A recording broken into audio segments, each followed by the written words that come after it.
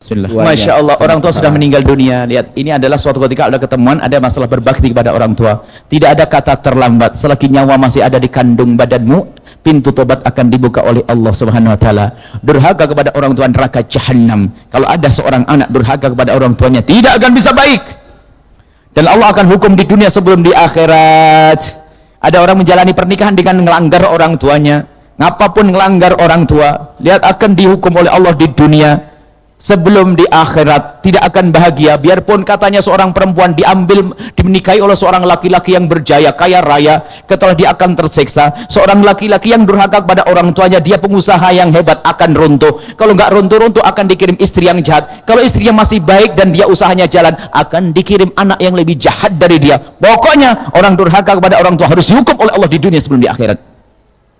Sekarang ada anak yang menyesal, saya dulu terlanjur durhaka kepada ibu bapak saya ngaji baru sekarang baru dengar, saya tobat. Bagaimana cara berbakti kepada orang tua saya yang telah meninggal dunia? Tidak ada kata terlambat, yang penting ada penyesalan di hati anda. Yang pertama, tidak susah dan pastikan anda bisa. Yang pertama, jangan anda tinggalkan beliau setiap anda berdoa. Jadi kalau anda berdoa, pasti beliau anda bawa. Kalau anda lupa sekali saja, menunjukkan tidak sambung hati. Nggak ada nyesel, katanya nyesel. Saya nyesel, ibu saya telah terlanjur meninggal dunia. Pertama apa? Kalau anda berdoa, bawa orang tua. Dan doa untuk orang tua sangat sederhana, yaitu ampuni beliau dan beri kasih sayang. Allahumfirlahu warhamhu, Allahumfirlaha warhamba. Bahasa Indonesia, ya Allah ampuni orang tuaku dan berikan kasih sayang. Kalau anda lupa sekali saja, anda harus banyak istighfar. Kadang ada orang doanya Masya Allah semoga rezekinya banyak, perusahaannya lancar, karyawannya baik-baik, anaknya soleh-soleh, ibunya ditinggal. Innalillah. Awas, hati-hati, hati-hati semuanya. Yang banyak berdoa ke bapak ibunya nggak dibawa, tanda nggak sambung hati. Tidak ada berkah dalam hidupmu wahai anak. Tidak akan berkah dalam hidupmu wahai anak, baik ibumu yang masih hidup atau yang sudah meninggal. Baik, bawa dalam doamu khusus meninggal. Yang kedua, ini orang yang tobat benar ya. Kalau orang nggak tobat bohongan, tobatnya tobat palsu. Orang tobat benar nyesel, baik nyesel. Seandainya ibumu, bapakmu hidup lagi gimana? Kalau kamu punya gaji 1 juta, kamu tobat nyesel, dulu pernah mukul ibu, pernah kasar sama ibu. Kemudian bapak ibu hidup lagi, kamu kasih berapa dari gaji 1 juta? 100 ribu boleh? Boleh? Benar tobat loh ya? Boleh? 200? Baik, anggap, tapi bapakmu nggak hidup lagi. Bapakmu tidak hidup lagi, ibu hidup. Tapi maka dari itu, potong dari gajimu karena Allah untuk orang tuamu. Berikan ke pesantren, madrasah, pondok, masjid. Pastikan, motong aja ragu-ragu.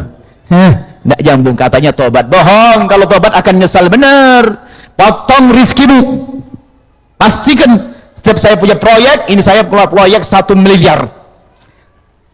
Ibuku, aduh, tidak pernah merasakan nikmat. Yang nyolahkan aku adalah ibu. Saya tidak sempat bakti pada ibu. Separuh dari 1 miliar buat ibuku sama abahku, buat pesantren, buat masjid. Katanya mau bangun masjid. Mana? Betul, mau bangun masjid. Lumayan. Bangun masjid. Kita juga ada program pondok pesantren Al-Bahjah. Banyak, kalau banyakkan duit, ada program nanti untuk orang tua deh. Niati, ya saya punya penghasilan 1 tahun ini 4 miliar, 2 miliar untuk bangun masjid, 1 miliar untuk Al-Bahjah, 1 miliar untuk orang tua. Masih mau pelit dengan orang tua? Pelit? Ragu, pelit enggak? Yakin? Enggak pelit sama orang tua? Orang tuamu enggak bangun lagi.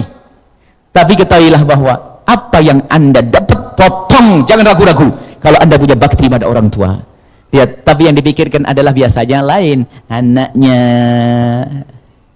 istrinya, suaminya, tokonya mau digedein lagi, belum sempat berbuat baik, mati. Mau apa? Ayo.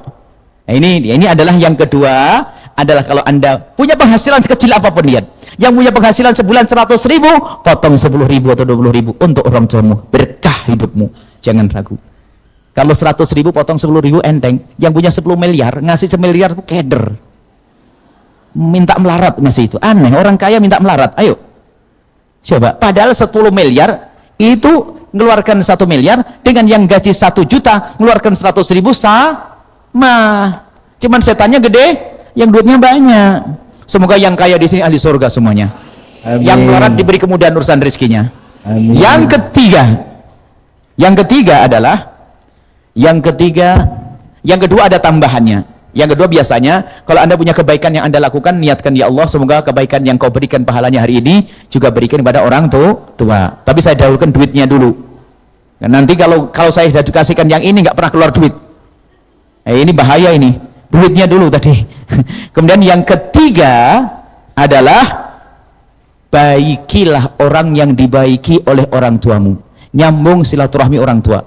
Sabda Nabi, min abarril birri silatuti abihi. Termasuk bekti yang sangat bekti, menyambung silaturahmi dengan yang disambung bapaknya dulu. Kalau bapak kita dulu pernah ngasih hadiah ke orang sana, kita lanjutkan. Ibu sana lanjutkan. Termasuk orang yang dibaiki oleh orang tua kita adalah anak-anak orang tua kita. Siapa mereka?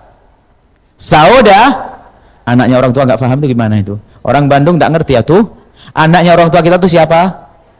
Adik kah? Makanya kalau ada orang berebut waris, itulah ahli neraka berjalan di atas bumi. Kalau ada orang berebut waris saudaranya, lihat, biarpun katanya umroh setiap bulan, haji setiap tahun, dia adalah ke neraka lewat Mekah. Hati-hati, karena orang yang mengambil waris orang tuanya melakukan 3 dosa besar sekaligus. Yang pertama, mengambil hak saudaranya. Yang kedua adalah memutus tali persaudaraan. Yang ketiga, menyakiti bapak ibunya, durhaka, neraka. Hati-hati, yang punya urusan dengan keluarga, urusan waris selesaian. Kalau terpaksa di dalam rumah tanggamu harus ada rebutan waris, biarkan dirimu yang direbut, asalkan jangan yang merebut. Na'udzubillah, ini neraka gede. Cuman hati-hati, setan gede. Biasanya yang paling jahat berebut waris ada yang paling soleh katanya, yang paling alim, yang paling ngaji, yang paling setannya gede. Jadi yang gede urusan waris bukan hartanya, tapi yang gede adalah setannya. Bukan saja orang kaya yang berebut waris, orang melarat rebutan tikar sama jam mati, sama meja sudah kakinya patah. Rebutan itu, karena yang gede adalah setannya. Bahkan yang rebutan waris bukan saja orang bodoh, seorang kiai punya anak ustadz muda rebutan kantin pondok, karena yang gede adalah setannya. Hati-hati, semoga Allah mengampuni kita semuanya.